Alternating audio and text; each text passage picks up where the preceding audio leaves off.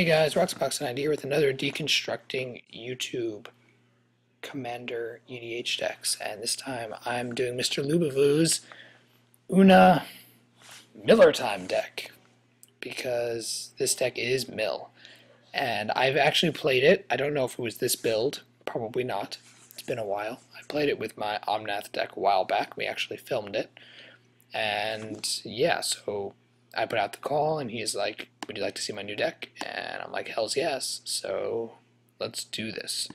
So the deck is Oona. Oona is a 6-cost 5/5 flying that you tap 1 blue or black and X colorless. Choose a color. Target opponent will remove the top X cards from the game, exile them from the game, and then you get a 1/1 blue-black fairy rogue token for each one this way. So it's a really strong general, very solid, arguably probably the best mill general in the game. So she's absolutely phenomenal, works very well with infinite combos, which is what this deck is. It's a blue-black combo. It's control, but it's basically a combo deck. And when I played against him, he ran, got a couple pieces, tried to put together an infinite combo to win the game. So that's kind of what we're seeing here. So let's run through. The deck is pretty good. I played it. It's a pretty solid deck, so I don't know how many corrections, so to speak, I'm going to have, but maybe I'll have some things. We'll see. So Strip Mine, we destroy lands. Tainted Isle is a very nice duel. The Tainted lands are really good. If you're running any black in your deck and another color, there's Tainteds that work. And chances are you'll have a swamp, and it'll work out. Oh, and just ignore the 99 up here. I may be missing a card. I don't know how that happened, but just saying it might be. Reflecting Pool. This is the next best thing to Command Tower, because whatever your general colors are, chances are you'll have those lands in play. The problem with it, of course, is in the first turn or two, if that's your land that you're going to be playing, you probably won't do anything. Bojuka Bog is nice. I don't like that it hits play tapped. I don't know if it's worth the exiling all cards. Probably is. Lots of people use it. It's a good card. I personally haven't used it recently because of that, because of the hitting play tapped, but each his own. Another hitting play tapped duel. I don't recommend the tapped, as I've said in other decks. You really want to try to not have lands hitting play tapped, especially if you're really trying to get your curve up so that you can go and combo out. I personally wouldn't recommend running so many tapped, come into play tapped cards. So I'm sure you have other ones that aren't. But Dreadship Reef, all these cards from, I think originally Time Spiral, I think, they let you store up mana. They're pretty good. Mystifying Maze is a cheaper, more universal version of Maze of Ith / well, not exactly, but same sort of effect. Core Haven, those sort of preventer lands. Drownyard just mills 3 cards, so it's, it's an option. Then he's running, I don't know if he's running both. Probably is. Maybe that's the card that's missing, I'm not sure. He's running Artifact Land. I presume you could search it up with Trinket Mage, and it's the land that's an artifact also. Bad River, it's play tapped again. It's a fetch, but it's hitting play tapped, so I would recommend trying for things that aren't. Obviously, budget is budget, but clearly running the more classic Zendikar and Onslaught fetches are probably a better idea. River of Tears is an interesting, cool card. I like the duality of it, and that's kind of more for fun. Obviously, there are better cards, but that's a fun one. Command Tower, of course. Creeping Tar Pit, same thing, hitting play tapped. I don't think it's a man land. It's necessarily that powerful. I don't see you running really swords / some sort of infinite damage thing, and it's really not that strong a man land. I don't see Drowned Catacomb, so I would probably recommend Drowned Catacomb, Watery Grave, those sort of things. Obviously, budget is budget, but I'd recommend those sort of things instead of this one or this one, etc. Rupture Spire is fine. Hits play tap though, and it's penalty, so I don't know if it's exactly worth it in a 2-color deck. Crypt of Agadeem is it's okay. I'd probably run something more like Volrath Stronghold if you're not bound by budget, because it's a much better card for what it's doing. I don't think that you have so many black cards in this deck that it's going to be that powerful. But that's just me. Where are we? Okay, Secluded Glen. I don't think you have so many fairies, so I'm not sure if it's any better. Once again, it's really your own choice. Reliquary Tower, you have massive card draw in this deck, so good for you. Sheldock Isle, it hits play tapped, but it's a why not, because you're going to be milling a lot of cards, so it's a why not include. Vivid Creek, I don't know exactly how many of the duels you need per se. You might just want to run some more basics or some more utility lands, because you seem to have Curve pretty well under control, and it's only 2 colors. Dusk, Mantle, Hazard, Shadow, it's a mill for 2. What's that card called? Nephalia Drownyard is just probably just a better card. But it's, it's nice. It's fine. Bounce Land is totally cool. As usual, you don't want it to be... You want to use the land before you return to your hand. So it's definitely not going to be necessarily a right-away early game card. But it can be decent for ramp. And Floodplains is another fetch that's cheap, but it hits play tapped, so that's really just, I guess it's fine. You might want to run, I don't know if it's better to run like Terramorphic Expanse, that the land hits play tapped, but the fetch doesn't. Instead, this hits play tapped, and then you can go search. I'm not sure which is necessarily better. Obviously, the regular fetches are better. And then we have 6 swamps and 7 islands currently, which is fine. I think in this sort of deck, having more basics than not is totally fine, because it's 2 colors, and you're not necessarily planning a really long game with this sort of deck. So, I mean, you're planning to combo and win. So let's check out the creatures. We have Dimmer Infiltrator, fine utility. The Transmute is fantastic. It's, I think, very, very good card, because you're searching for pieces, and Transmute is fantastic. Nezumi Grave Robber, the theft, I guess you can't do that. The flipped card is, the theft is pretty good. The Nezumi Grave Robber is interesting if you're milling their decks, then you can pick out, but I think you're running infinite anyway, so I don't know if you need him so badly. I'm not sure. I think he's okay. Gatekeeper is fine. I don't think he's specific enough. You might want to run something that's a little more, although it's budget, so could work. Excavator is a good combo card. Phantasmal Image, any sort of clone things in a control combo deck are great, so Phantasmal Image is perfect. Trinket Mage searches up. He has a lot of targets. I think he does. Yeah, he's got a bunch of targets for Trinket Mage, including the artifact land, so I think it's fine. Good tutor. Flashback Marauder is pretty good because it's a multiplayer sweeper sort of thing, so it makes everyone sacrifice, and that can be pretty awesome in terms of the damage for how little it costs. I would probably, I don't know if you need to run these more general creatures, but just own opinion. Echo Mage just lets you copy stuff, so that's always cool if you have counter spells or big spells with big effects. Being able to copy a lot is really good, and you can also copy your opponent's stuff, so great.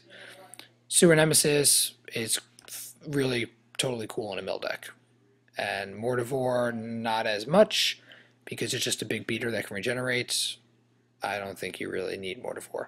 These are obviously, these sort of criticisms are just in lieu of your own personal, MrLuBuFu's own agenda, his own card that he likes. So if he likes the card, fine. I'm just pointing out as an EDH player, this is what I would think. So Obliterator is fine. I don't know how, when I play against it, it was frustrating, especially he landed it pretty quickly. So it can be very good, and it's a pretty good beater card. I don't know if it's as good as it would be in a 60 card deck because it's so easy to get rid of. But, you know, Metamorph, we've discussed before, it's no question.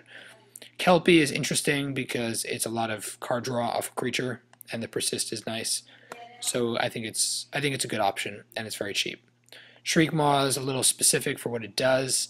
I don't know if the creature element is worth its value. I don't know exactly for a mill deck your sort of creatures that you want to run. Do you want would you want the creatures to be just more removal generic creatures, or is it just for fun?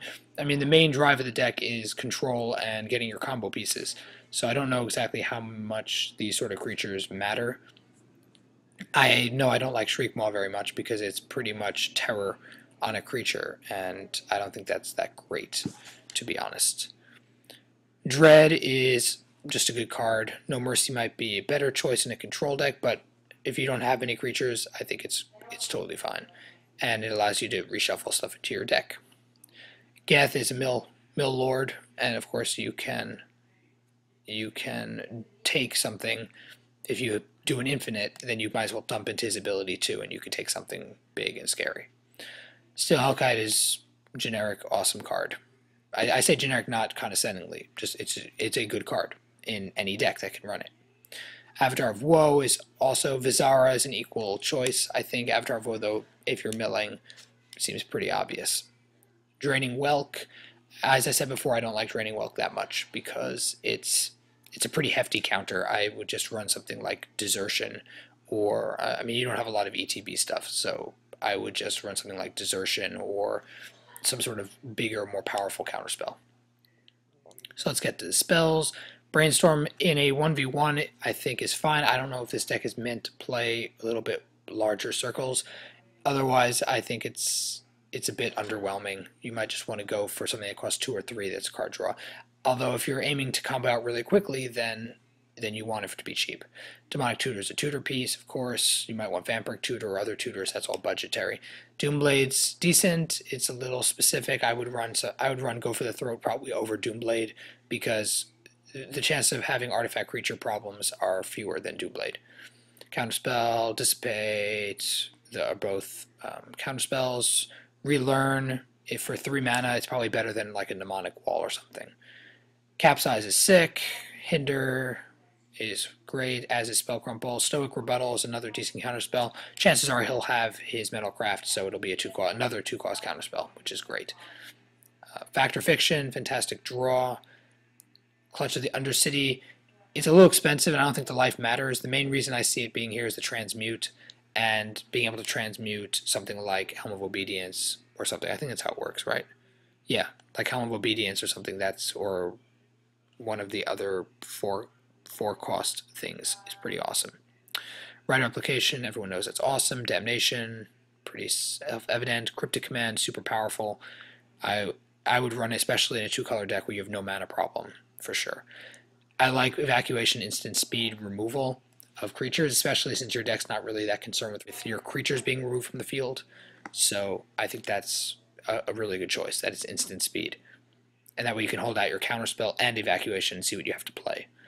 Lies Finale is a pretty good Wrath, and it mills 3 more cards into their graveyard than you had before. What am I doing? Then Profane Command. This is a very versatile, powerful card. All the commands are.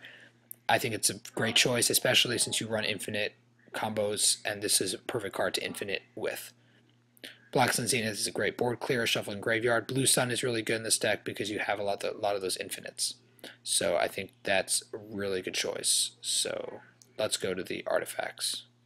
So we have Everflowing Chalice, which is nice because it scales quote-unquote exponentially as you play it, and you can tutor it up.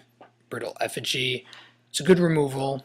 A lot of decks, I mean, black and blue I think should have enough removal. I don't know if you need Brittle Effigy. Sure, you can search for it with Drinking Mage, that's cool.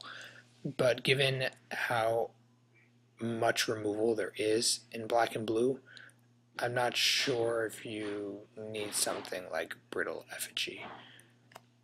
Just saying. Mana Vault is great. Soul Ring. Boots and Greaves, I presume, are both here for the purpose that if you can get Oona going, you want her protected because she's the easiest combo piece. I mean, if you can set up the infinite and then play her turn 5 or 6, or sooner even, having a way to make her to protect her is pretty good. Mindcrank is basically here for a combo, which I'll get to at the end. Grim Monolith, kind of the same way. It's a nice 3-dump if you need it. Howling Mine. Why is Howling Mine in here? It's a nice political card, but with all your blue, I don't think you need it, to be honest. Dimir Signet's good ramp. It's totally fine if you're working with your colors. You do have a bunch of, like, a lot of black, a lot of black, a lot of blue, so that makes sense. Monolith is another combo piece that many decks run. Gilded Lotus is a nice ramp card. You don't have rings in here. I think you should run rings in this deck.